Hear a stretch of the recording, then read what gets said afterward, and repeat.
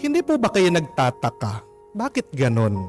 Kung minsan wala pa tayong nakamtan sa ating buhay, pinupuna tayo ng ating mga pamilya at kamag-anak. Anong sinasabi nila? Bakit hindi ka naman mag-aral? Bakit hindi ka magsumikap? Bakit hindi ka magtrabaho o magnegosyo? Okay ka lang ba? Natambay? Walang ginagawa? Wala ka bang pangarap? Bakit hindi ka magbanat ng buto? Pero ito yung nakakapagtaka. Pag umasenso na tayo sa ating buhay, pag meron na tayong nakamtan, pag umangat na tayo, makakarinig pa rin tayo ng pagpuna sa kanila. Ano naman ang sinasabi nila? Ang yabang na, hindi na ma-reach. Kala mo kung sino dahil ngayon sumusweldo, nakapagtrabaho. Yan ang nakakalungkot, hindi po ba? Pagdating sa ating mga pamilya. Minsan sila pa yung unang naghahanap ng butas at kamalian sa atin.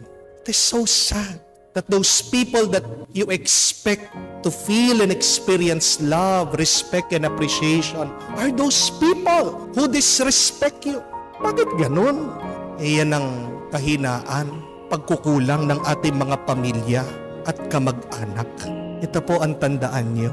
That many times our family wants us to do good in our life, but they do not want us to be better than them. Oo, gusto nila na umasenso ka, pero ayaw nila na maging mas asensado ka kesa sa kanila. Amen?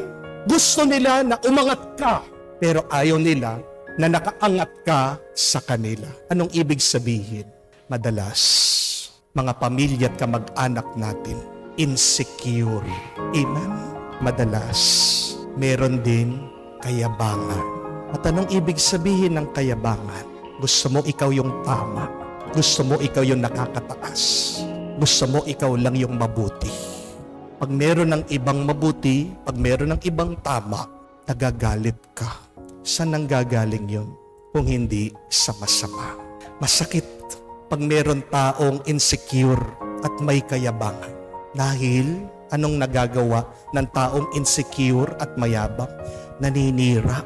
People who are insecure and proud try to pull others down.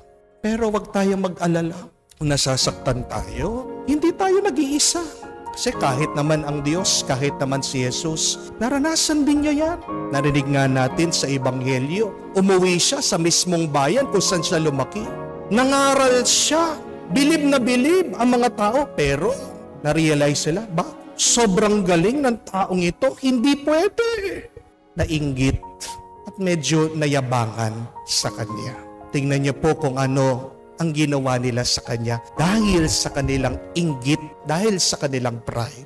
Mismong ang Diyos gusto nilang patayin. Gusto nilang itulak, ihulog sa bangin. That is what pride and insecurity can do to other people. You can go as far as killing the person.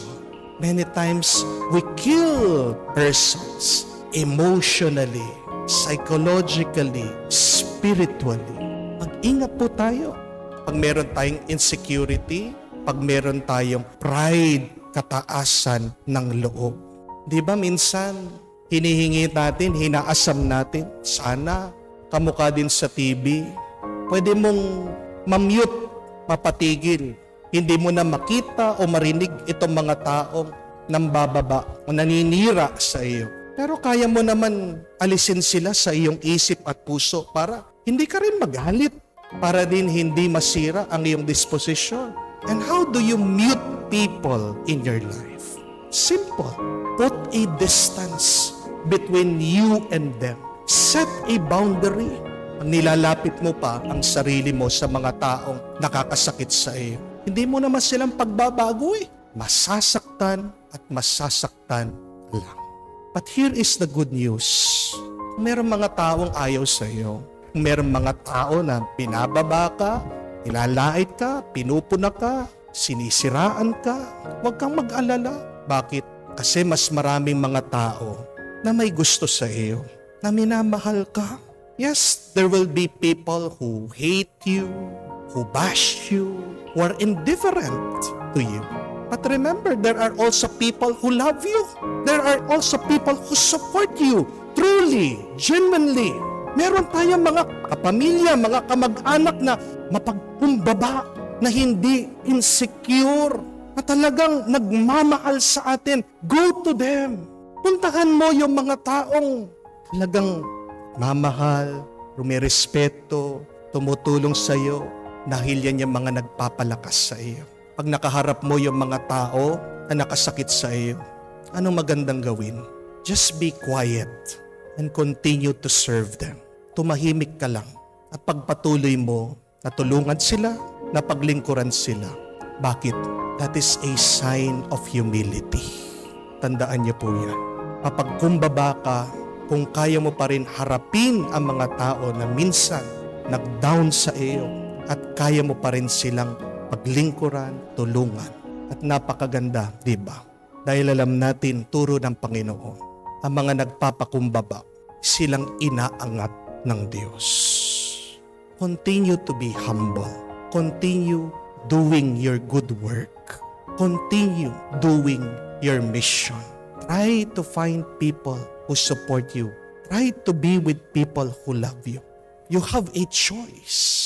Kamukha ng ating Panginoong Jesucristo, umalis nito sa mga taong gustong makasakit sa Kanya. Pero saan siya pumunta? Sa mga alagad niya, sa mga disipulo niya. Pero tingnan niyo po ang kababaang loob ng Diyos. Nung siya ay pinako sa krus, siya ay namatay, hindi lang para sa mga taong nagmahal sa Kanya. Siya'y namatay, hindi lang para sa mga taong sumuporta sa Kanya. But Jesus died once and for all people of goodwill, for bad people. That is the humility of Christ. At yan din po ang ating ipagdasal. May we also have the humility to love, to serve, even those people who have deeply hurt us, our families, our relatives. Remember, God rewards your humility.